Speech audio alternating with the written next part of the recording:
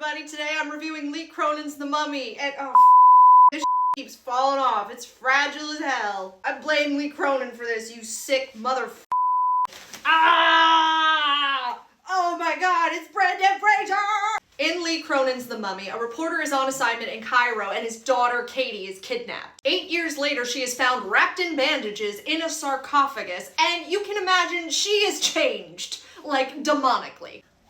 Fun fact time. There were rumors that James Wan had walked out of this film. In an interview, Lee Cronin clarified it was because he had to pee. Lee Cronin's mother actually died the day of Evil Dead Rise's release, so this film, he said, was a lot of him processing that grief. 20-year-old Natalie Grace makes her debut as Katie, the mummy, and according to the Phantasmic article, her co-star Jack Rayner would hide chicken nuggets under the bed or different various pieces of the set to feed her in between takes. So here are my thoughts. I have found out this film is apparently very divisive. Half of the people love it, half of the people hate it. I am in the love it category. I had a great time.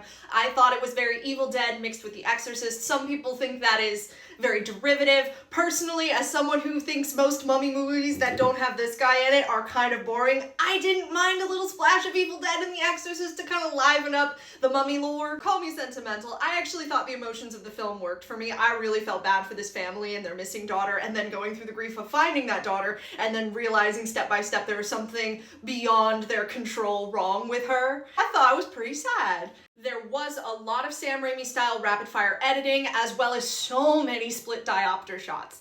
But I don't know, I kind of like split diopter shots, but you will notice it. Like after a while you'll be like, ah, there's another one. What are you gonna do?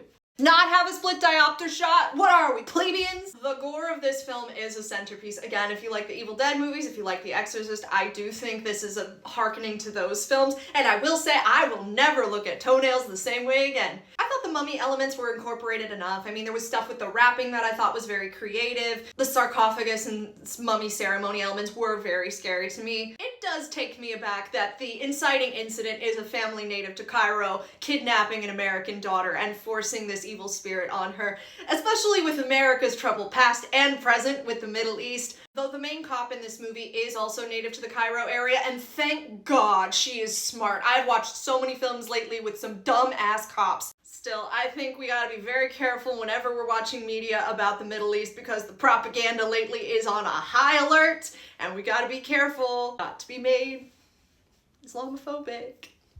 Or xenophobic. Gotta be no more phobics. I think if you like gore, Evil Dead, or The Exorcist, there's a good chance you'll like this movie, and even if you don't, at least you get to be a part of the conversation. Thanks for watching. Follow Hopecore Horror for more spooky stuff.